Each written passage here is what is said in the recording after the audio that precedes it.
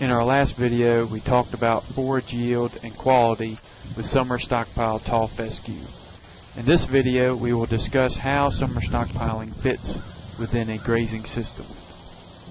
To help us, we first asked David Fisk how he has used summer stockpiling to extend the grazing season. Well, what we typically do, we typically can get 50, 60 plus days of grazing out of our summer stockpile. That with our fall and winter stockpile grazing, we can typically graze at least 275 days a year. In good conditions, we can get that up to 300 days of grazing a year. And so that minimizes your hay feeding to 60 to 75 days. So from a cost standpoint, that's a tremendous savings, grazing versus hay feeding. So we think it's a very good concept and it has worked very well here at the research farm. Here are a few factors to consider before implementing summer stockpiling on your farm. Electric fence and water sources must allow for stockpiling and strip grazing. This may include infrastructure such as division fencing, electric fence chargers, polywire or polytape, and temporary fence posts. The ability to rotate livestock among paddocks or pastures is critical to manage the components of the summer stockpile system. Evaluate current stocking rate. For most areas of Virginia, the overall stocking rate should be no less than 2 acres of pasture per cow as part of a rotationally grazed system. A stocking rate much heavier than this will likely exceed the carrying capacity of a summer stockpiled system. To better visualize how one may implement summer stockpiling, let's take a look at an example. Here we have a 100-acre pasture divided into 8 paddocks, each about 12.5 acres. The 100 acres is stocked with 50 fall calving beef cows. In the spring, we set aside 25% of the total acreage, or 2 of the paddocks, as our summer stockpile. Grazing will be deferred on this portion from spring green up to mid-August. This area is shown in green. During this same time period, the remaining paddocks shown in red are rotationally grazed. As August approaches, grazing is concentrated on a portion of the rotationally grazed paddocks to prepare them for fall stockpiling. In this example, 50 acres, or 50% of the total pasture acreage, is being set up for fall stockpiling, shown in red. This leaves a small portion of the rotationally grazed pasture to rest. In mid-August, we then begin to strip graze the summer stockpiled pasture, now shown in red, moving fence about every 3 days to ration out the forage. Typically, the summer stockpile will last about 2 months. While strip grazing is taking place on the summer stockpile, other acreage, now shown in green, will be fertilized with nitrogen and set aside to accumulate fall growth.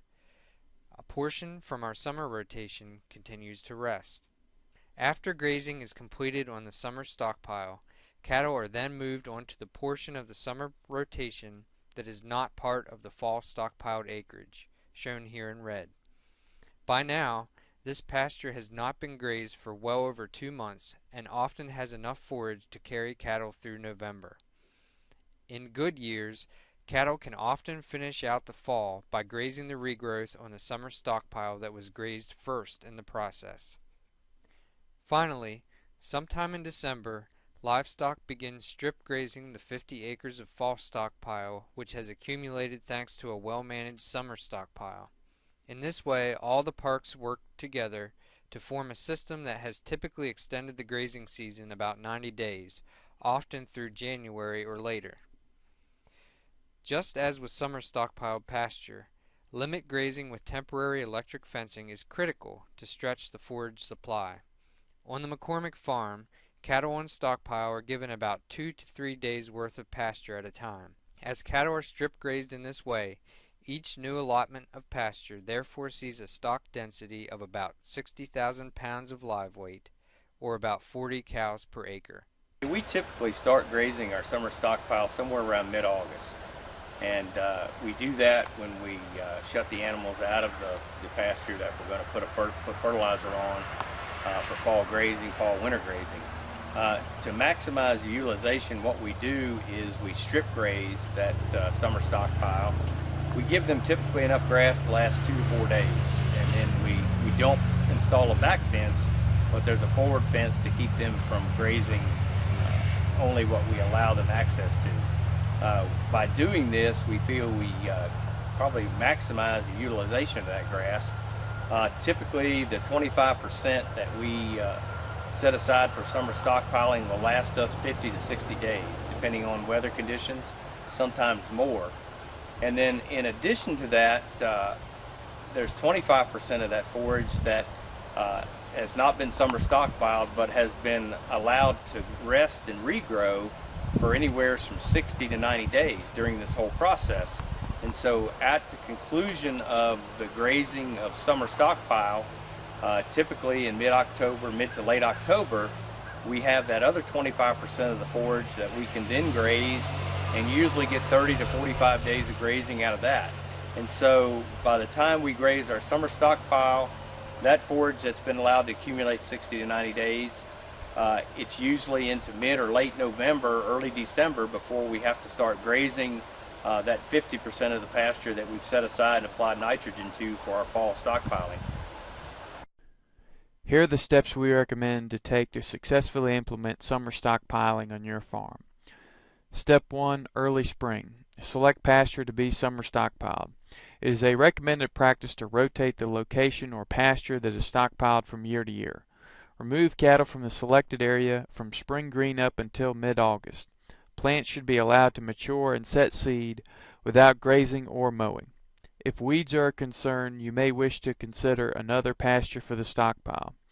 As the growing season progresses, leafy regrowth will accumulate below the canopy, and by August, stems and seed heads will dry down and begin to deteriorate.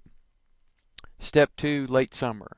Begin strip grazing the summer stockpile in mid-August. Again, maximum efficiency can be obtained by using strip grazing methods and allocating about 1 to 3 days of fresh pasture forage at a time. Step 3. Fall. Evaluate other pasture conditions and determine if and where a fall nitrogen application would be beneficial for fall stockpiling.